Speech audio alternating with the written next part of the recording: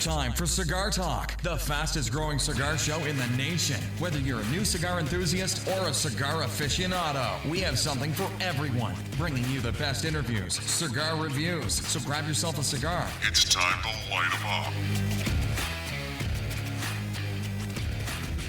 And welcome back to Cigar Talk. We got a special co-host. We got the I Am Groot. How's it going? David Groot, how are you, bro? Doing good. How are you doing, man? I'm doing good, and welcome back to Texas. Thank you. It's good to be here. I'm looking forward to it. This is It's an annual pilgrimage. this has been on my mind since last year when I was down. I couldn't wait to get back down here and do this again. So, looking forward to it. So, how was your trip up here? It's been a long day, dude. I'll tell you what. Up at 4:30 in the morning to drive to the airport. How's the weather else. up there? Starting to cool off a little bit. I mean, not horrible. It's 60s. But 60s is badass. Fuck off. I've been like 95 to 1050. We didn't get any higher than about the mid 80s this year, which was Are actually you nice. serious? Yeah, it was actually nice. Are you aware that I hate Texas? From May 15th to usually September 15th. The rest of the time I dig it, I like it, but during those months I hate Texas because I hate the heat. Oh, I can believe it. I trust me. I looked at the weather forecast for down here before earlier in the week just to see what I was heading into, and I'm like, it's actually not going to be bad. It's not gates of hell temperatures. It's actually going to be kind of reasonable. And so did you look at the weather and be like, okay, I'm going to pack these kind of clothes? Is that like your planning? Nah, because I you pretty just much wanted wear to know the if same you were thing gonna all the sweat. time. I just wanted to know how bad I was going to sweat. Gotcha. Yeah, because and it's been raining just a little bit lately, so we've been having that humid, and we're not used to that. Are y'all humid at all? Oh, yeah. Oh, see, we're not used to that shit. That fucks us up. Anyway, guys, let's talk about what we're smoking and what we're drinking. I'm going to let you go first, Mr. Groot. I am smoking the Monte Cristo Espada Estoque, I guess is how you would pronounce that. I have never had it before, but I'm going to just tell you now, if you're looking for a pronunciation, I'm probably not your guy. well, that's why I didn't ask. Okay. So I was just acknowledging my lack of knowing. I was just like, if you're looking over here, anyway. No, this is one I haven't had before. I've had a couple of the Espadas, but not this one. And you were nice enough that you had one and allowed me to. I didn't allow you to take it. I just said open it up and take whatever you want. Well, that's allowing me to take it. Okay, that's fair. So, but very nice. I'm not usually a Monte Cristo guy, but the Espadas I've really dug from them. They're a good cigar. You know my history with Monte Cristo. It's been like, you know what? I hate Monte Cristo. They suck. But you know what? I came across the Espadas and I'm like, that's a damn good cigar. That's a damn good cigar. Yep. And so I'm a fan. You'll find those in my humidor often. Now, for the cigar I'm smoking, first I need to light it up because I've been... You might find this hard to believe, but I've been trying to figure out how to set all this shit up. I don't find that hard to believe at all. I mean, the people at home. The people here have seen it and they're like, are we done yet?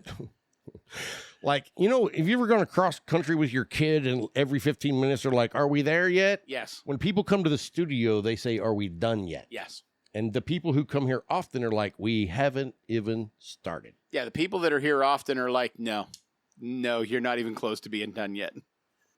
Tell everybody what I'm smoking, because I don't have my glasses on. I just know it's like a leaf. You are smoking the Leaf Affair cigar. The Leaf Affair. I dig it. So, and that is a very small boutique cigar that's made for a cigar lounge.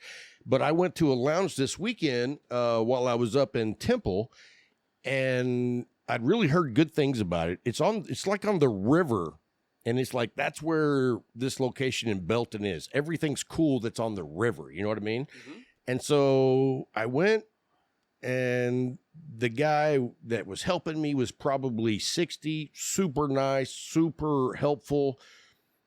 And then I checked out. I asked him about these cigars because I just thought they were pretty. You know what I mean? The wrapper is really nice. Mm-hmm. And so I was asking him about those, and there was another gentleman sitting at the table, and I was like, so are you the owner? And he's like, yeah. And I was like, hey, I'm Rob Jones from Cigar Talk. And he's like, I know who you are. Get the fuck out. Okay, that didn't happen. But I believe it could have happened. It could happen depending on which lounge I go to. No, that's a joke. But anyway, no, he was like, yeah. And I said, anyway, a friend of mine recommended this place. His name's blah, blah, blah. And he's like, oh, yeah, good dude. And so I sat down, smoked, and I started smoking one of these, but I smoked the blue label. Okay. And I asked the older gentleman that was the tobacconist, I said, so there was really no information on the box. Is this like the Habano and this is the Maduro version? And he said, they both have the exact same wrapper, but one of them is flipped over the other way. Okay. So the blend is exactly the same, except the wrapper is flipped. Oh, the wrapper's flipped. The wrapper is flipped, and he says it has a nuance of changes because of that. Interesting. And I was like, I've never heard of that ever. Nope. But you know what? I enjoyed the first one. I'm going to smoke some more. Well, you gave me one of those when I came in, and yeah, it was a great cigar. It was fantastic. I'm enjoying it. Nice little box press. Now, I will say this, and I hate to say this about a lounge, but you know what? I got to call it the way I see it. I'm not going to bullshit, beat around the bush. And the lounge was nice. The humidor didn't have a big selection, but it had some interesting sticks that I'd never heard of, and they looked damn good. So I bought me my own little sampler so I could try some cigars I'd never even heard of. Okay. And so I brought back cigars for me to smoke and see what I think, because I love smoking new cigars. Don't you? Yeah. That's the whole point of doing this. You're always trying new stuff. You're always learning new things. It's like, you know what? You're always looking for that next go-to stick, Right. or that next celebratory stick. You know what I mean? That just blows your mind. The one that your last one, you went, I'll never find a stick I like better than this, or that does this for me. And then you find the next one, and you're like, and you know what stick? God. You know what stick that is for me? What's that? The Medallia. Yeah. Like, oh yeah, I should have known. I'm not going to say that it's the best cigar I ever smoked, but it's good every time. See, now I've gotten that way with the black. I've smoked some blacks, and I have not had enough to develop that with it yet. But the Medallia, what I love about it, dude, is you're always on the hunt for the next go-to, and I've been on the hunt for my next go-to for like 4 years because the Medallia's that good. Right. Yeah, I mean, I'm all over the place when I smoke. I'm very much a mood smoker, but there are some times when I'm not sure what I want, and that's where And that's when you go to the go-to. Yes. I mean, it's like, I don't know what I want, but I know that's going to scratch the itch. yeah. So, but yeah, the blacks have been doing that for me lately. I've enjoyed the ones I had. I got in a few, and you know, I share with everybody. So I think everybody like smoke one or two, which includes me. I got two. Right. And so when I smoked it, I enjoyed it. So hats off for coming and coming out with a budget cigar. And I hate to say the word budget because it doesn't represent a shitty cigar. It's actually a really good cigar at a very good price point. And the thing about it is, at that price point in a time where people are actually paying attention to how much money they spend. Exactly. And I'm like, whenever I found out about this cigar, I was like, and I mean, they're probably not going to like it that I say this, but I was like, fucking genius. Mm-hmm. They saw that the economy was going to take a downturn, and they planned for it to give somebody an option for a damn good cigar at a damn good price.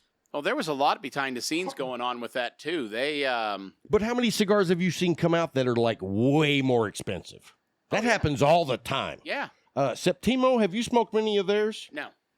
Yeah, me neither, because they're like $500 a stick. No.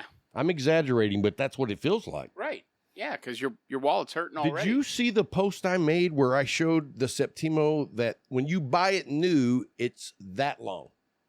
No, I didn't. They posted it on their Instagram, and everybody's like, "Oh, that's badass. Oh, that's cool." Blah blah blah. And I was like, "That's a joke, right?"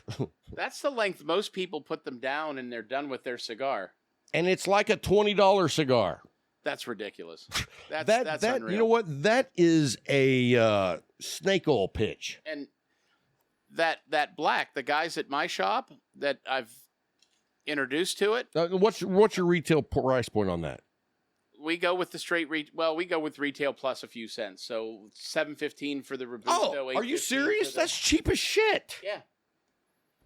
$7.15 for the McAuliffe Black. You know what? If you're not a big fan of McAuliffe, that's cool. They make a whole line. I promise you, though, if you're not trying some cigars in their line, you're missing out because you're gonna find something that hits your palate. They've got something in there for just about anybody. The only thing they don't really hit yet is the really heavy smokers, the guys that like, an LFD double a Harrow or something like that. They don't really have anything. Yeah, in well, their those line morons can smoke LFDs. But other than that, they got pretty much something in there for everybody. But the guys that have smoked it have all said, I'd pay $10-11 for this. Yeah, 100%. It hits above its weight class. It's a great cigar. You know what makes it a really great cigar? And after this, we're gonna move on. But if you want to show up somewhere, make people think you really went out and bought badass cigars for everybody, show up with those in your pocket, and everybody will think you spent $15 a They're stick. classy looking, Right. and that wrapper's beautiful. And I love the fact that they just went McAuliffe Black. Yep, They didn't go Larry Black. They could have. could have. Larry's like, you know what? I'll be up there tomorrow. Saturday. I'm going to tell him I got an idea. Let's do a Lancero that's like a 60 ring gauge. And they'll call it the Larry. The Larry Black. You in, Larry? I'm in. All right. Larry's retiring at the end of this year. Nuh-uh. Boom. Yeah. He's 72. Right, Larry? Will be eventually. I will not be, but he will be. I'm like, I've talked to him before in the background. I'm like, you could outlive me. He's like, I know. His mom's like 7 now. Wow. That's crazy. Oh, you got the good genes. It's in your genetics. There you go. I just got bad habits. Give me that bourbon. He's like, hand me that bourbon I'm drinking. Hey, it worked out for I can't think of the guy's name now. The old World War II vet that. Oh, I thought you were going to say George Burns. Oh, if you drink Burns smoked a lot of cigars. I don't know how much alcohol he did, but that Well, if you were to marry that guy Burns, died. That guy was like 101 when they interviewed him last, yeah. and he was like, that's what he owed his longevity to. Is he starts out every morning with a cigar and a drink. if you were to have George Burns and Johnny Carson have a kid, that would be me. I want to smoke that many cigars and I want to drink that much. Lofty goals. You've definitely set your bar high. Hey. So anyway, guys, here's what we got coming up this show. We're going to talk about Groot's experience, because how long have you been managing a cigar lounge now? Over a year and a half now. It'll be 2 years in January. Okay, cool, man. Cool. So So, and you're from Pennsylvania. yep. I forgot the name of your town because it's weird. It is weird. Because it's a direction. It's a not direction. a It's town. not a town name. It's Northeast Pennsylvania. So when he said, I said, where you live? I live in Northeast Pennsylvania. I'm like, yeah, okay, what town? The weird part is, or the stupidest part of the whole thing is, it's in Northwest Pennsylvania. It's called Northeast because it's the northeasterly town in Erie County, Pennsylvania. So it's like literally from northeast. Are you it's close like to a Lake 3-mile Erie? drive. Oh yeah, Have you been there? yeah. I live like a quarter of a mile away from it. You ever did any ice fishing? No, Are you serious? no. If you have to cut holes in the lake to fish, it's probably not the season you should fish. I would do that. I would do that 100%. You give me like a little building on the ice, and I'm in there by myself. I've got a little heater. I've got my music. I got bourbon. I got cigars. I don't give a fuck if I even cut the hole. I can't imagine you doing that. I really can't, because I would think that your personality would just get to the point where you were like, this is driving me nuts sitting here doing nothing. Well, okay, I will tell you this. Before I go, I would also pack like a big battery station, and I would pack a projector, and I would pack a badass surround sound stereo system, and I would watch movies. This is what he's going to do on the ice. He's going to set up an ice hut. And he's Honey, gonna I'm watch moving movies all in this it. shit out to the lake. No, there was very chill. Netflix very chill. and chill, Larry says. That was a good one. But there was a comedian once that said, that he never understood ice fishing. He's like, I feel bad for the fish because when the lake ice is over, the fish are like sitting there going, finally, we get a break. We could just sit and relax. And all of a sudden, floop. And they're like, God damn it. So I don't feel sorry for them. I'm sorry. damn, you just shot that one down. No, All I'm right. just saying. It's their fucking life. It's a fish. That's what they're for. They're for us to catch and eat, right? Right, exactly. Like deer. Like their only purpose is to eat. anything that exhales, we can eat. I don't know. Skunk, I don't know that I'd be a big fan of. If you were fucking starving, you would eat it. If I was starving, yeah. Right. If I had a gun to your head, eat that skunk. Possibly. I'm just trying to figure out what it is that you will do or not do when I have a gun to your head. That is not a topic for this show. I'm like, what are you doing later, Groot? You know what I thought was Going funny? back to my room, that's what I'm doing. I saw something today that I thought about you on the way back home. This worries me. And it, like, your name rhymes with fruit. Yeah? But there's a word that I saw today that's spelled exactly the same way, but it's not fruit. I mean, it doesn't have that sound at all. It's completely, like, not even close. Think of something, Casey, or I'm sorry, Hatch. We have our producer in the background just shaking her head, be like, fuck this, it's over. You ever seen a show that, like, spiraled out of control? She knew it was going off the rails before it ever left the station. What are you talking about? That's fair. That's fair. But no, it was like Esquire or something, but it wasn't fruit, Groot. But it was spelled like, well, you don't spell yours like fruit. No. But it was spelled like fruit, and it had a different sound. And I was like, those fucking Americans, they know I'm dyslexic. And from Lubbock. And they're like, fuck him. We're just going to mess with his head. That's exactly what my third grade teacher said. There you go. I was blindfolded. Don't think anything raunchy, Larry. It was pin the tail on the donkey. And you were the donkey. Yes. And I was blindfolded. I was the donkey. I bet you that was painful. It was. So anyway, guys, we're going to talk about managing a store because you'd never done that before. Never done it You before. learned a lot of shit in the last year and a half. I have. Not just about cigars, but running a business and specifically about running a cigar business. Yep. It's not the same as if you wanted to open up a snow cone stand. No.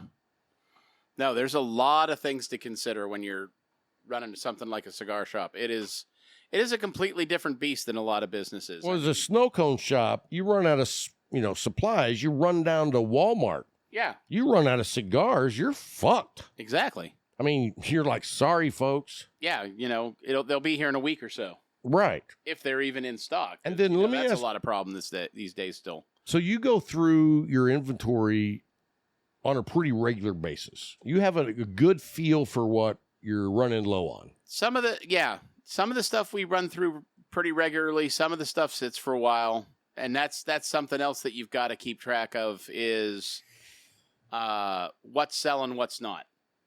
And is that ever surprising? I mean, are you ever like, holy shit, they're fucking buying this shit up? It actually is. There's been some cigars that have blown my mind that just didn't move. Several of the But are there some that you didn't expect to sell that like went on fire? Because that's unusual for any cigar to be on fire. I mean, other than unless you're going to smoke it. I can't really say that there has been because every single one that, since I've been there anyways, that I've had a hand in bringing in, I was certain that it was going to catch because I wouldn't have brought it in if I didn't think it was going to catch fire. I got you. That makes sense. But so yeah, not. So you don't have like a success story? I mean, like you're like, oh, we didn't carry this and we brought it in and now we sell it and we have not quit selling it. Oh yeah, yeah. Like, give me one of those stories. It doesn't have to like win Miss America. Stolen Throne. Okay. Brought Stolen Throne in. I can't keep those things in stock. And you know what's funny is I have not smoked many because, we don't have them at the Leaf. Mm-hmm. And I don't ever see them in the wild. Oh, they're up to 4 now. They brought out the Yorktown fleet this year. But every single one of those cigars is just absolutely fantastic. The Crook of the Crown is a really dark Maduro, but it's more of a medium strength, medium bodied cigar, so it really fools a lot of people. And that Maduro has a little sweetness to it. Yeah. You know what I mean? It's not going to just kick you in the balls. It's going to ease you into it and then probably shave your balls. Yeah, it's up there a little bit, but it's Maduro tends to be sweet because it's one of the last leaves on the plant. So it's had the most sunlight, it's gathered the most sugar. Right. It's fermented in sugar. Right.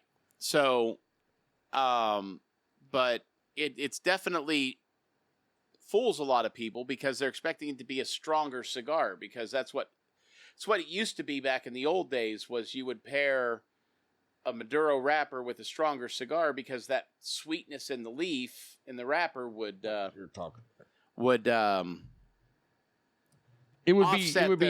the blend. I mean, you can go do the same thing. You can find that now over at LFD. Right. They still have some of those powerhouses that I want to be kicked in the balls. But people are getting more creative with how they're doing these things, and they're making cigars that you never saw before. Like you're seeing a rash of these Connecticut's that are just like the blend in them is bold and it's flavorful. What? I don't know about enough of those because I love those and I don't have a long enough list of those. Do you have any that you recommend? The one I found recently, the Perdomo came out with that their bourbon barrel aged Habano. Haven't had it. They threw a Connecticut wrapper on that. Okay. Fantastic Cool, cigar. Cool. LFD actually has one, and I can't think of the name of it off the top of my head because I just learned about it like 2 days ago from the rep. What's your favorite LFD? What's your favorite LFD? Oh, the Double Ajero. Really? That's yours? By far. Okay.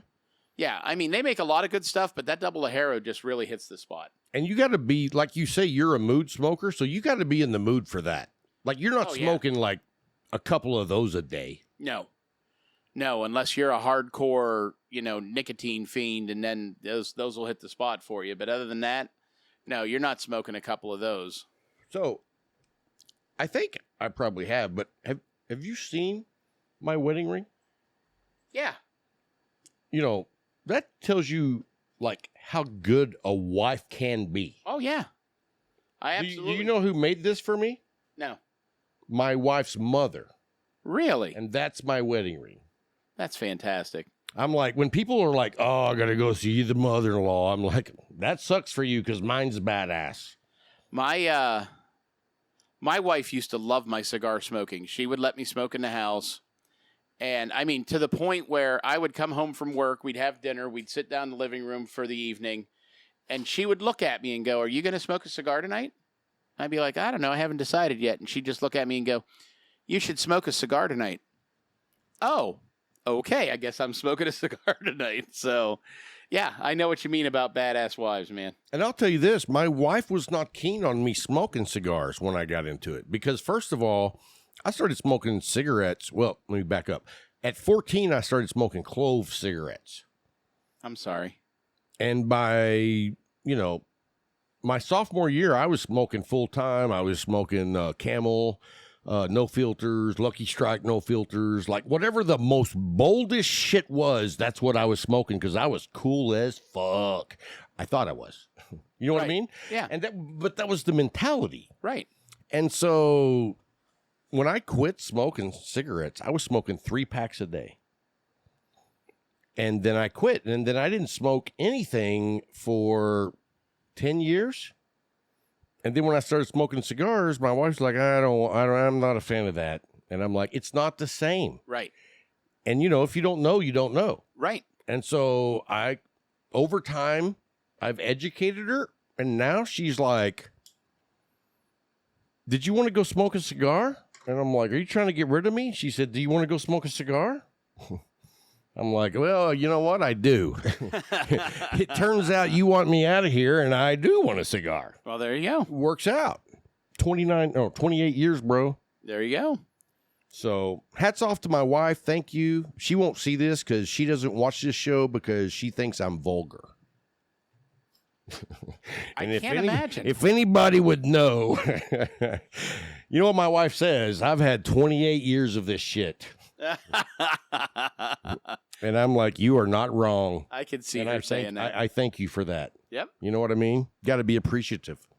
So, like a year and a half in, though, you've learned the business. And I mean, dude, there's a lot of shit that goes into it. Let me tell you something. As a loyal patron to the Leaf and a fan of Jay Patterson, I've seen what it takes to run a top-notch shop, and I am like, yeah, I don't want to do that.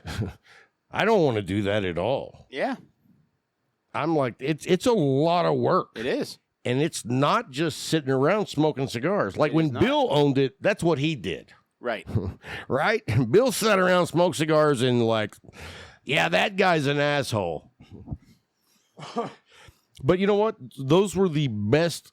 You've heard that song, The Best Years of My Life. Yep. Hanging out in the lounge or in the office with old man Bill, some of the best moments of my life. Yeah. And so I so much appreciate those. And so have you developed a lot of relationships Oh, through yeah. the shop? Oh, yeah. I've made a lot of good friends. They're not customers to me. The regulars aren't customers to me. They're almost like family. Oh, 100%. It is family. Yeah. It is 100% family. But, you're always looking for, the thing is, you've got your regulars, and that's great. And a lot of shops are okay with their regulars. The problem is you got to be on the hunt for that next regular because your regulars aren't going to be there forever. And I'll tell you this, too. If you want to keep the regulars, you take their feedback. And that's what I did when I first took over. And that's probably where, I took off as well as I did. Because you came in and said, this is your shop. Right. What is it that you want? What is it that you want? What do you think needs fixed around here? What do you think needs improved? And I took it to heart. And the things that I could pull off by myself, I did. Rearranged the lounge, made it, spaced it out better. Made it, we have a smaller lounge, so it's one big area. Yeah. I've been to a lot of lounges. That's their format. But I spaced it out more so that a couple guys over there can be having a conversation, a couple guys over here can have a conversation, and they're not overlapping each other. But Yeah, because you got guys over there. right. You got guys over there. But if it's a big social event, everybody can still socialize with everybody. Right. So Or everybody can be kind of closed off and have their privacy. they can have their privacy. I love that setup. And was that their idea? Yeah. I mean, listen to your people. If your shop is struggling, quit just doing it your way. Check it out and see what they want. I mean, and that's me, because you know how I am. Mm-hmm. It's my way or fuck off. And so I wouldn't be a good cigar shop owner. That's what I figured out. I'd be like, Fritz, get the fuck out. Wait, I want to buy a cigar. I don't give a shit. Yeah, I mean, you can't be that way to customers. No. I mean, you can. You've got to run it as if it's their shop. That's their lounge. You work for them. It's not my lounge. Right. And You I know? don't care across the board, whatever store or business you're in, that's the way you got to look at it. Exactly. That's retail. Retail is, they say the customer's always right. And I take don't that with a grain of necessarily salt. I don't necessarily agree with that, Yeah. But to a point, I do, because the customers are the people that have you there in the first place. If they're not spending money, I mean, I then agree you're with not, it, you're but not in business. I don't agree with like, hey, I want you to do this. I'm like, okay, I feel you, and I'm going to raise you $50. Right. You know what I mean? It's like now we can dance.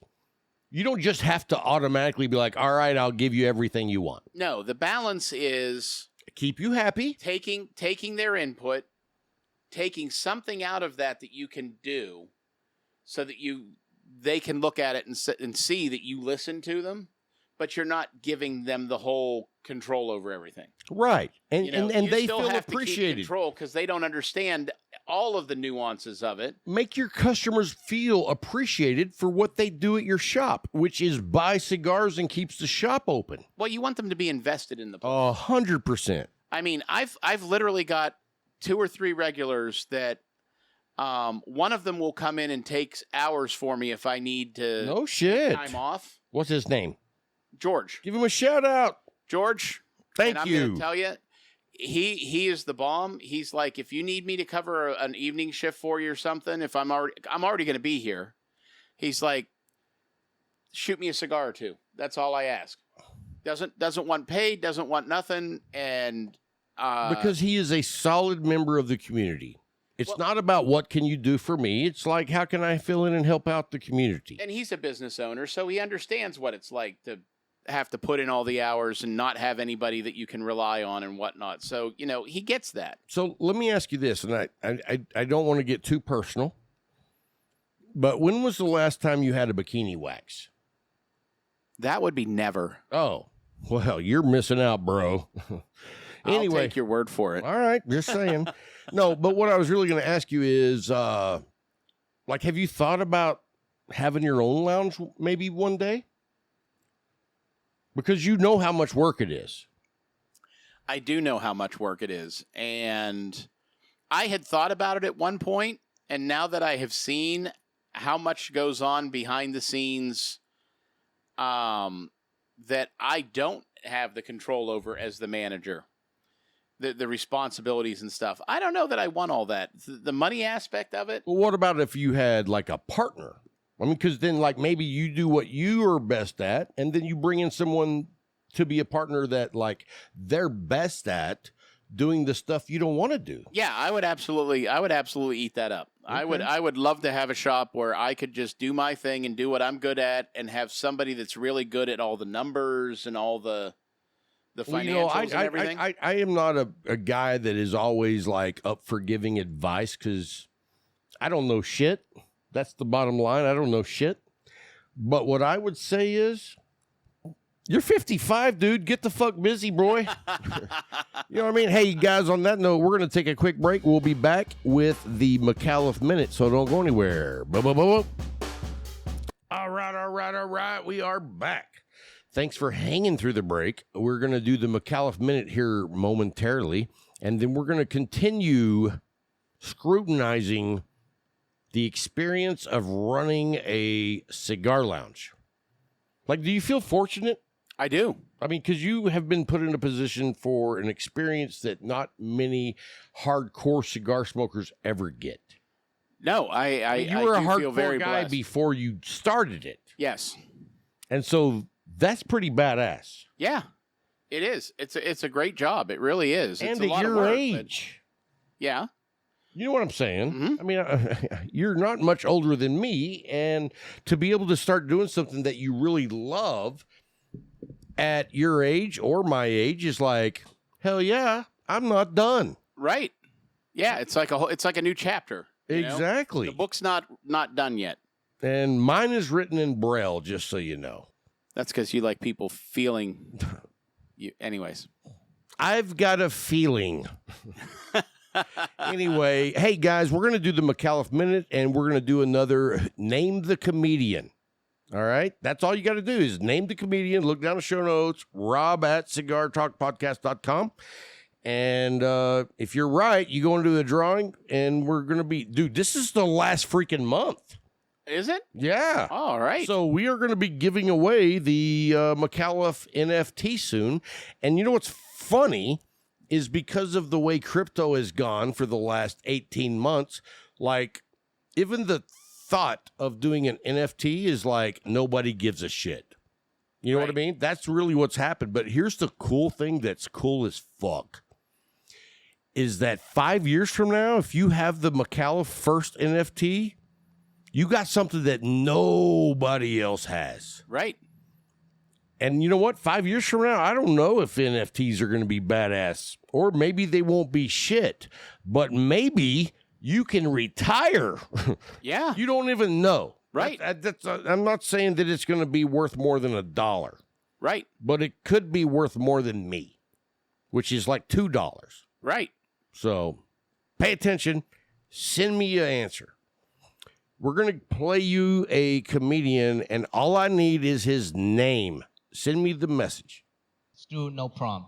I walk up, the first thing they ask me, they're like, "Sir, are you an American citizen?" I was like, "Yes." But I forgot one very minor detail, that I wasn't.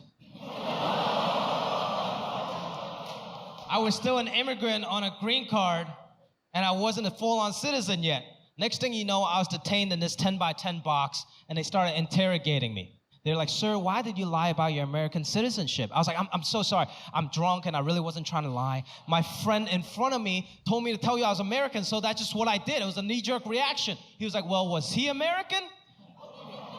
I was like, "Well, his name is Ian, so probably." And then the officer was like, "Sir, you do understand this is a very serious offense. We could deport you for this." I was like, "Deport me? I didn't even know that was an option. What was I gonna do back in Hong Kong? Restart my ping pong career? That ship has sailed, man." So I was like, "Sir, please don't deport me. I'm just drunk, stupid college student. I'm every bit American. I can recite you every single Jay-Z lyric if you want me to. I'm in 3 fantasy football leagues. If that's not American, I don't know what is." And I would agree with that. So anyway, if you know who that is, I don't know what happened. I just went into phaser mode. Did you hear that for a second? I did. Anyway, that's over. Anyway, if you know who that is, send me an email. If you don't know who that is, go on YouTube and type in, comedian. And I'm not going to give you any more hints than that because otherwise I'd sound racist. But anyway, I think he's funny as shit. Yeah. And so that's the way it goes. Anyway, hey, so I don't know if I ever told you this, though. You know, I grew up in a trailer park until I was like 7. Yeah. When I was 9, we moved into a rent house. And it was a 3-bedroom, 2-bath. We had a den that was like one of those rooms that's sunken in like 2-3 feet. You know what I mean? But that was the den. No windows. That's where the HBO was. And I don't know if you would know this. Like, for white trash, it seems pretty fucking like everybody knows this. Okay. But if you're not white trash, you might not know. But if you took a playing card, a regular playing card, and like, you remember the cable boxes were like rectangular, and there was a knob that would like had, I don't know, like 50 clicks. Mm-hmm. And you would be like, if you paid for it, you got 50 channels. But if you took that card and you shoved it in above the clicker, between the faceplate and the top, you would fold it in half and have like a good half-inch fold, and you folded it down so that when you slid it in the little tiny slit where it barely fit because it was doubled, when it came out on the other side inside, that little flap that you folded opened up. And when you pulled it back just a little bit, you would get every channel on the whole fucking box. No way. No, I'm serious. You never knew about that? Never knew about that. Larry, did you know? Well, that's white trash for you, because we knew shit like that. We weren't paying for cable. We got the box for $13.99 a month, and we got material that was for $44.95 a month. There you go. And my parents would be like, look, it quit working. Go jiggle the card, Robbie. That's redneck ingenuity for you. Boom. You know There what? We knew how to do shit. That's right. We knew how not to get caught. When we had the neighbor over that was a cop, we weren't watching TV. Well, yeah.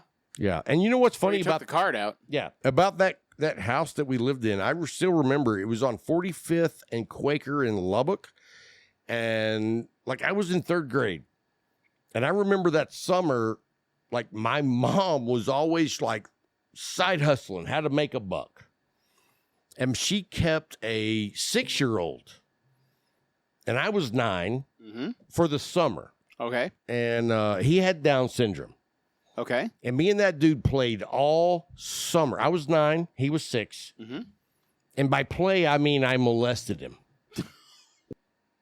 And, well, don't get all freaked out. It was consensual. That's a joke, folks. That's a joke. That he molested me. And it was consensual. No, I'm just joking.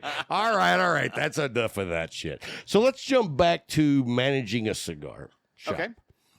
What is something that you think your everyday cigar smoker, your regular guy that doesn't know shit about running a cigar shop, what's some of the like backdoor items that you're like, nobody even knows this shit? Like, you know what? We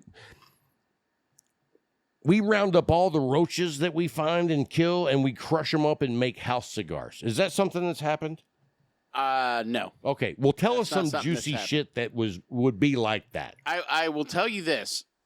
If the shop owner knows anything about running a cigar business or running a business even remotely similar to it, the goal is to keep people in the shop. And do you have like rope and cuffs? We do not have rope and cuffs. We try to make the place comfortable. We try to provide an atmosphere that makes you want to I'm just stay. thinking maybe you could do a new theme like 50 Shades of Cigars. No. Okay, I'm just saying. You could keep them in there if you could tie them up. I mean, you could, but then they really aren't spending money either. That's the point. That's true. Okay, that's fair. I've got a regular who wants me to put a stripper pole in, and he wants me to put midget strippers on it. I'm just saying, there's some weird ideas out there. You can't say midgets. People like to be insulted by saying little people. Little people. If I was Little short people and strippers. you called me little people, I'd be like, fuck off. Well, ask Kyle about that. He Oh. knows all about all the Oh, yeah, his midget parents. jokes and the. We have a Patreon, or he used to be a Patreon. Now he's a piece of shit. But anyway, both his parents were midgets, and he's not. Yep. So it's a crapshoot. But I Absolutely. think he has like a brother or sister that is short. Yes.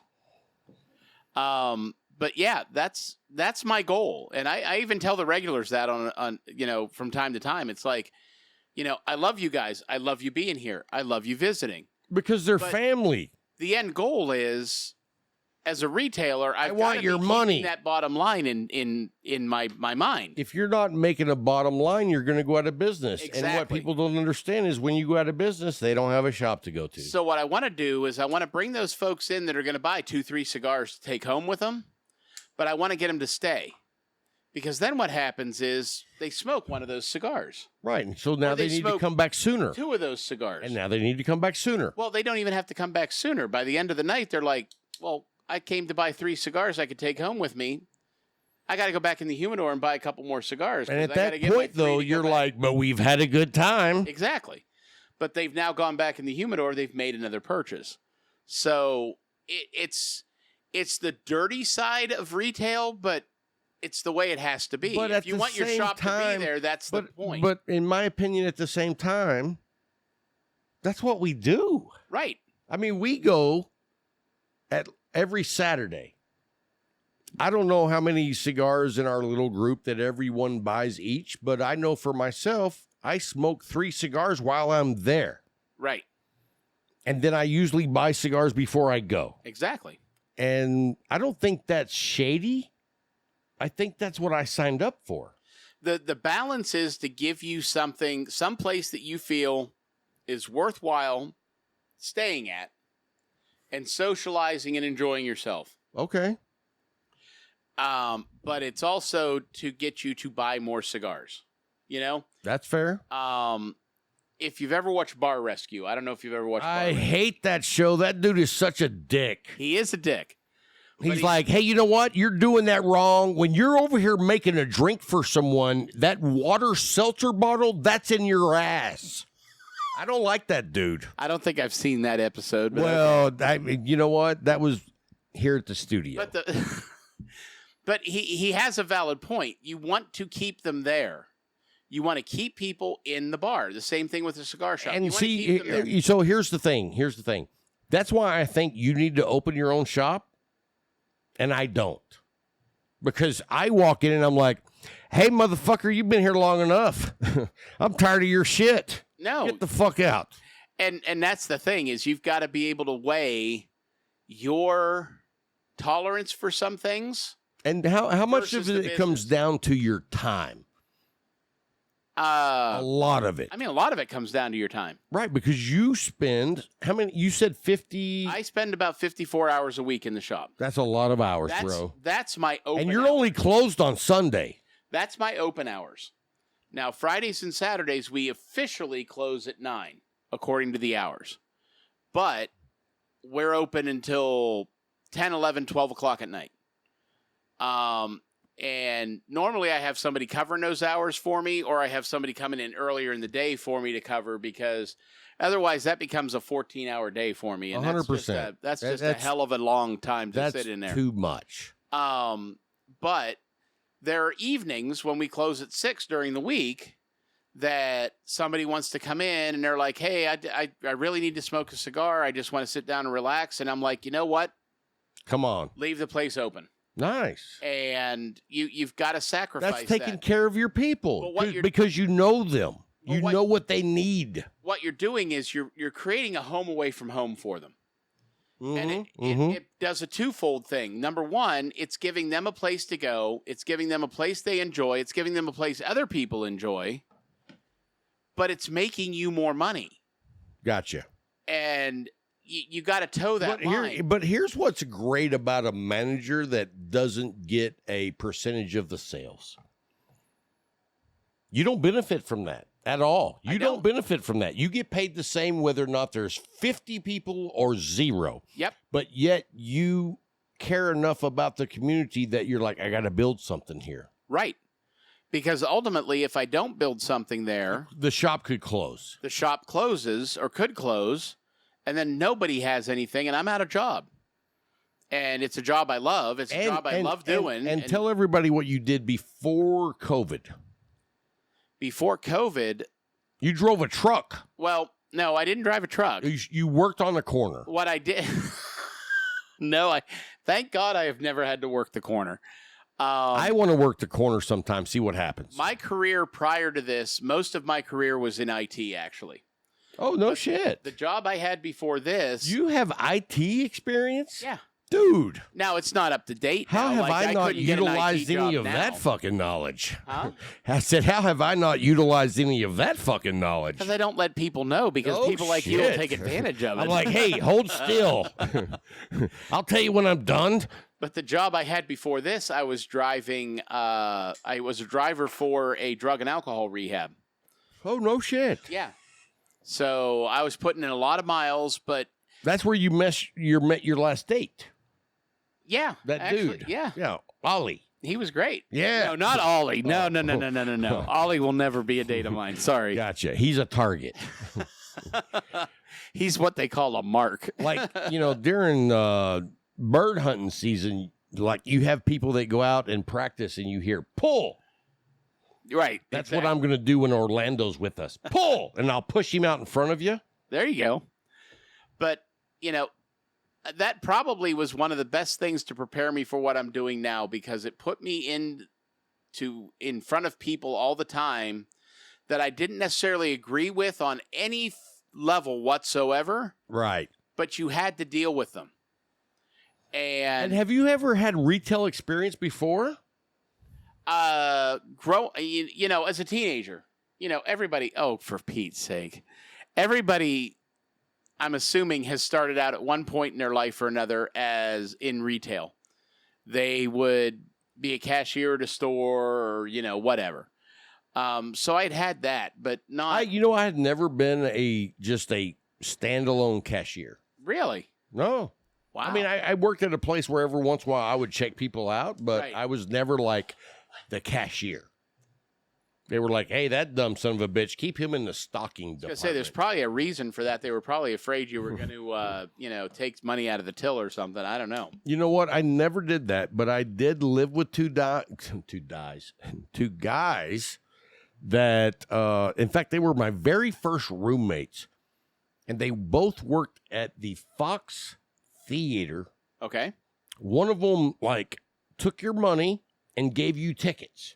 And then the next guy, he tore your ticket in half, gave you the ticket, and told you where your movie was. Okay. But if you paid in cash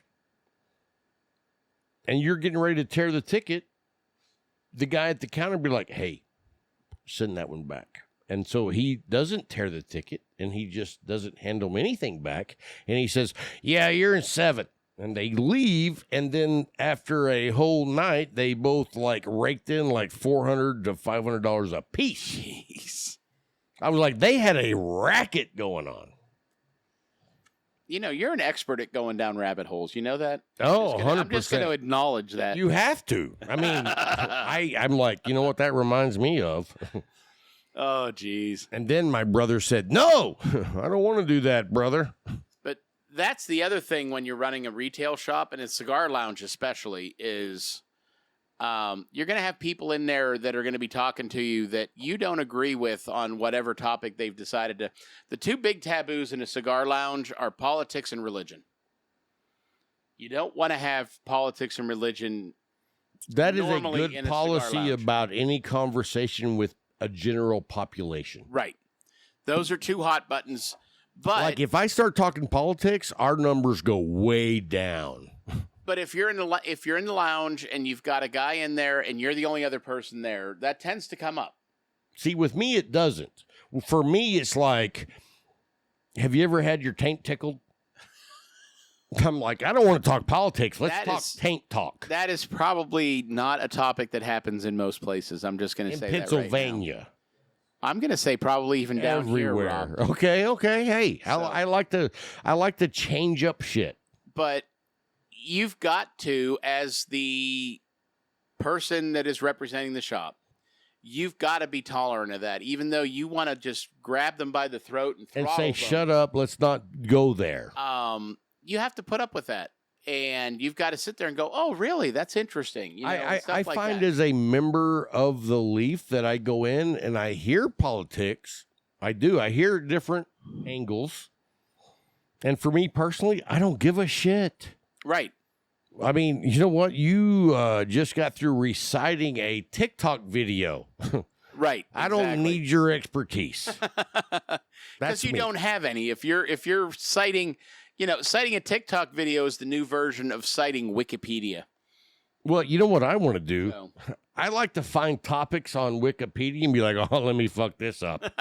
You know what I mean? It's like because people read that shit and they're like, oh, that's awesome. Yep. I'm like, this dude died in his sleep, but before he died, he wrote a check for $50 million to the blind community in El Paso. Okay. Awesome guy. Yep. That's not true. Right. But who cares? But who cares? Because I don't. But, that's the stuff you got to put up with, and you got to be able to sit there and be neutral about it. So let me circle Because back you around. want that person to come back. You Well, don't want the big... sure. You don't want to be a dick and run them off. You let your regulars do that. Okay. Is really what you do. I got you. That actually makes sense. Don't do it. Honestly, what you do as a retailer, as a manager of a shop, So let me ask you my this, job though. is to let my regulars... I'm going to ask you a question that is probably going to be difficult to answer. Okay. As the manager, have you ever talked to your regulars and be like, yeah, that dude's a douchebag. Y'all get rid of him. Tell the truth. Tell the truth. I have never literally said get rid of them. Your Honor, I would like to treat him as a hostile witness. We do have a couple of people. I appreciate that, Your Honor. The judge said I could slap you in the face with my cock. We do have a couple of people in there that we like to make fun of when they're not there. See, I like to make fun of people while they're there. We don't run them off. The couple of people I'm talking about, because they're actually fun when they're there. Because everybody just gangs up on them. Well, And the couple of people that I'm talking about love it. Like they almost thrive. They're like Orlando. They thrive on They're it. like, they abuse come in- me, abuse me. Exactly. They come in knowing that what they're going to say So do you know is these gonna people? piss everybody off. Yeah. So when they come in, you should automatically hold up a blindfold and a whip. Be like, hey, welcome back. Take this shit. You know what to do with it. You know what to do with it. Put it on and take your. That's take your interesting. beating. I haven't really been around that type of an environment so much because we have our, you know how cigar communities, like you have your comfort people Right. and they do things a certain way. Right. And if you're an asshole, you're not going to be part of that group. Right. And that's Scott Fritz. Okay. Am I wrong, Larry? No. Your Honor, Larry said no. But when you've got the other thing that's really bad for a cigar lounge is somebody that comes in and they're the guy that goes into your humidor and picks up the Cohiba or picks up the Opus X for lounges that have those. Isn't it just like... And they come out and they're smoking it and they're making sure they hold their cigar so everybody can see the band on it. You know what I'm saying? Right. Pretentious assholes. Yeah, right. That's me. I'm pretentious. You know I'm don't pretentious. take care of that. My regulars take care of that. I don't have to worry about those guys because my regulars will run them out. And by me saying you know I'm like that, you know I'm not. I know you're not. I don't give a fuck what I'm smoking. Because Exactly. you know what? I smoke whatever I want. Right. When I light it up, if I like it, I'm going to smoke it. And if I don't, I'm going to probably put it down and light another cigar. Right. And after I light one up that I don't like, which happened, I don't know, 2 months ago, me and Hatch were smoking together. And I sit down and I come across a cigar. I don't even remember the brand.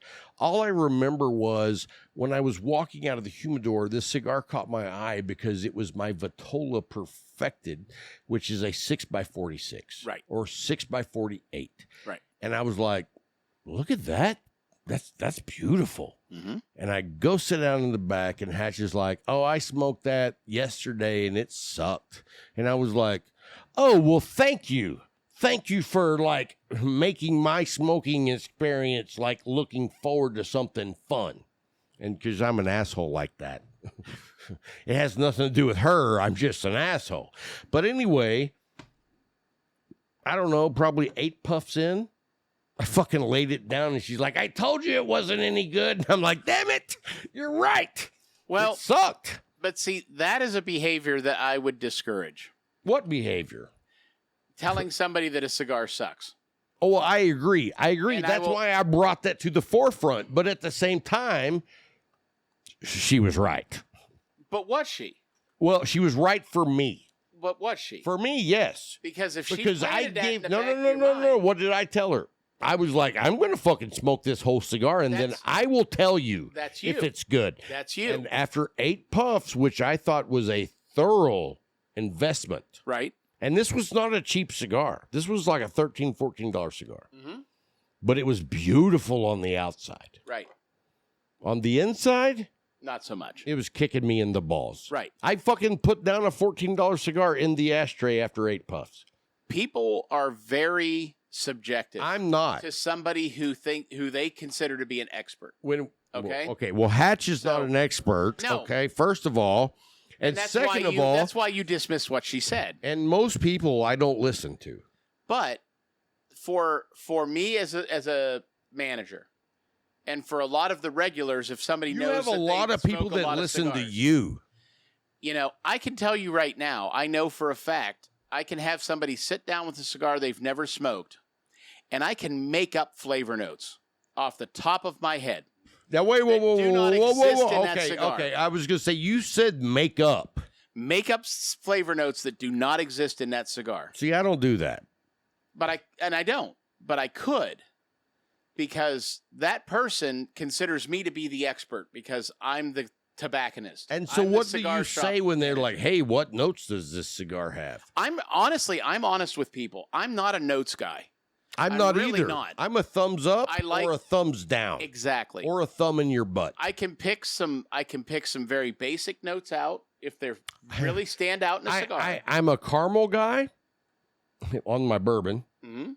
on my cigars, I'm a pepper guy. Okay. If it's peppery, or even if it's a red pepper. Whoa. Pepper's an easy one to pick out. Hey, let me take this right quick. We'll just be right back. Hey, guy, I'm in the middle of a recording. Can I call you back in 15 minutes? I appreciate it. Have a good one.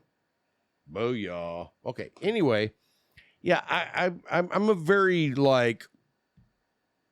regular guy that my palate is not amazing. Right. I'm 54 years old, and I tell people, this body of mine impresses the shit out of me that it's still going. Amen. I'm with you on that one. You know what I mean? It's like all the shit I've done, I have not done a lot of preventive maintenance. Right. Your body is like the car that somebody drives. It's like, don't clean that shit, because if you clean under the hood, it will not run. Your body's like the car that somebody drives for 35,000 miles without ever changing the oil in it. It doesn't or have even oil. Checking the dipstick. Yeah, and then the guy's on vacation, and he's like, I don't have any oil, but you could scrape out all of that Vaseline and shove it in that little hole. But people are very subjective to that stuff. So if somebody thinks that you know more about cigars than they do, you can affect their concept of that cigar. And I agree with that. Somebody did that. But here's the funny thing. When she told me that cigar sucks, immediately my head, because I dismiss anything a woman says, I'm like, that's not going to be true. Did you see this wrapper? This wrapper is beautiful. Right. Look at that oily sheen. Right. Look at that semi-box press. 6x48 in a semi-box press. Oh, that is pretty. Yep. And then she told me that, and I was like, yeah, I don't know. And then I smoked it, 8 puffs in. I was like, all right, you know what? I was going to fucking smoke all of it just to prove you wrong. But I just can't. But you were right, damn it. I was like, fuck. But more often than not, they're not right. Well, sure. Because that cigar but what it for comes somebody down else to might is have that been good. everybody has their own palate, which means I don't give a fuck what you say about a cigar. I'm going to smoke it for myself. You are that way. Right. The vast majority of people are not. So, like if we walk into a cigar shop and I see a cigar that appeals to me, like this cigar. Right. When I walked into that shop and I saw this semi-box press and a 6x54 as a semi-box press, so that makes the 54 more like a 50, I was like, I'm going to smoke that. And then I smoked it and I was like, fuck, you know what? I like that. And so if you told me that cigar sucks, just the beauty of it is the essence of me saying, you know what? I'm going to fucking smoke that just because I want to see for myself. Right. Now, if you know somebody, that's something you can do. Like for Hatch to say that to you, she knows you well enough to know you're probably not going to like that cigar. And the funny thing is, I don't know her well enough to give a shit about her opinion. I mean, let's just be honest, right? You really make this hard to do. You know that? I'm just saying. Because you want me to patty cake. I don't patty cake, all right? I pour syrup on it. You wanted my opinion and you wanted my input as a cigar shop manager. I'm trying to give that to you, Rob. Like, I'm trying to be professional, Rob. That is something that I would normally discourage. And that's fair. That's fair. You two know each other enough, you can get away with that. But if somebody did that to a newbie... And because of that dynamic, I said, I'm going to smoke it and find out for myself. Thank you very much. Right. And then when I set it in the cigar with, a whole lot of it left to smoke, I tried to slide it in there where she wouldn't see. Of course you did, because you don't want to admit she's right. When I did, she's like, I told ya! I told ya! And I'm like, fuck. But now, Hatch. So now I have to respect her opinion a little bit because you know what? For me, she was right. You would not have said that to a person you'd never met. Exactly. She's shaking her head no, folks. You want to give them the opinion, the opportunity to make their own opinion of that cigar. I say be careful. Now she's twitching her nose like Bewitched. That's the hard part is you've got to remember that not everybody's palate is like yours. Well, so 100%. You've got to sit there and say, but here I'm going to let them smoke it. Okay. And when they start having problems with it, go, I've encountered the same thing with that. I've noticed this. I've noticed that. And you well, kind on of the flip take side, that though, to she's educate not them. managing a cigar shop. She's just a community member. And let me tell you this that you probably don't know. Okay. I don't know anyone that I've actually been smoking cigars with for an extended amount of time, longer than what I've been smoking cigars with Hatch. Okay. Like, we go way back, and we've both had a very unique journey, and so we actually know our palates back and forth pretty well. And you know what's funny as shit? You know why that happened? Why? Because we're both fans of Bill Kalame, the former owner of the Leaf. Yeah. I would go in there and she'd be sitting in there and I'd be like, what this? She's sitting in my fucking chair. Right. I want to sit in here and talk to Bill. I want to listen to the stories. Mm-hmm. And I'm like, who the fuck is this girl?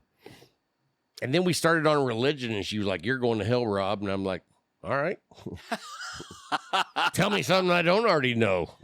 I'm pretty sure most of the people that have any knowledge of you whatsoever know you're going to hell, Rob. I thought you were going to say everybody that listens to Cigar Talk is going to hell. No. If you're a crew member, I'll save you a seat. Most of the people that listen to Cigar Talk love listening to Cigar Talk so that they can watch somebody that's going to hell and join in the journey. I feel offended. I feel very fucking offended right now. Hey, before we go, guys, I want to tell you, if you need a humidor, hey, you've opened my humidor. Is it nice? That humidor is fantastic. I wish I would have been able to get in on that when those black ones were out. That thing is sexy as fuck. That right. thing is and like the army green was fucking sexy as fuck. It's cool. But when the black, the black flat blackout came out, I was like, oh, I got to get one of those. The seal on that is impeccable. I mean, when you lift it up, it's like, it feels like the lid's it's kind of stuck. I feel like I'm going to pick the whole humidor up. Right. But it's the really lid just the finally gives. suction. Yeah. Because it's tight. The seal is fantastic. And I looked earlier today when I was cleaning up the studio, and it was at 67. That is like perfect for me. There you go. And I haven't messed with it for weeks. That's the sign of a good humidor. I got to ask you. You don't have to nickel it. If you don't have to babysit the thing all the time. And I don't want to do that. humidor. If you've smoked cigars for any amount of time, you don't want to have to baby a humidor. Exactly. It's a pain. I want to be able to smoke. Right. So I wanted to offer you this. This is your second time coming down here. Okay. And I appreciate you doing that. Mm-hmm. And I appreciate you being a great ambassador for the brand that has supported us the longest, McAuliffe. Right. You see that humidor right there? Yeah. If you would like that, you can pay to ship it to yourself. You can have it. You plug it in. It tells you the temperature. It tells you the humidification. Hell yeah. It's heavy as shit. I'm telling you right now. I already have this humidor, and I have my other one in the office. I don't need another one. So I'm just offering it to you. If you want it, you can have it. You can check on it, see what it costs, and if it costs too much, if you don't want it, no big deal. But I'm just saying, I appreciate you coming out here. It's a long, long ways for you. You don't have to drive all the way from Abilene. You could be in Weatherford right now. Right. But I appreciate that. And so if you decide you want that, you let me know. I will do that. All right, bro. Well, hey, guys, before we go, you heard about Case Elegance. And I also want to say about Tabanero. Like, you know what? I hope that this week I don't see the numbers drop off into the 60 and 50% range at the end of the show, which, I go look at the statistics and I try to say, oh, you know what? Nobody wants to hear about that. Right. Nobody wants to hear about this. But I look and see what people do want to hear about, and we try to improve the show. Right. So that being said, I look at the numbers and I'm like, that's the feedback. But also we have a link. Like if you're listening to Spotify right now, there is actually a link where you can say, hey, this is what I would like for you to do on the show. Okay. So there's going to be a little question that says, hey, what's one thing that Cigar Talk could do better? And if any of you say get Rob off the show, fuck off. That's not happening. I'm not going to be some watered down preacher that's going to let some first time member come up here and take over the fucking show. All right. I'm the fucking preacher. I'm the, host. That's what I meant. Have you seen that video? No. I was actually doing a mockery of a guy who was a pastor who kicked some person out of the church for asking for prayer.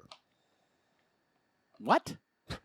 I'm not lying. I'll show you the video after the show. Oh, my God. Hey, guys, make sure you check out Tabanero. They're like, you know what? You know how I love the Medallia? The sun-grown Robusto is neck and neck with the Medallia. It's fucking construction every time, and it is a medium plus barely with a great flavor profile. It's 10, 11, 12 bucks. When you fucking spend 10, 12 bucks, you expect a premium cigar, and that's what you get. So anyway, guys, that's going to wrap it up. Until next time, stay smoky. I thought you were going to say shove something up your butt. Happy trails until we meet again. Happy trails keep smiling until then. Who cares about the clouds when we're together? Just sing a song and think about sunny weather.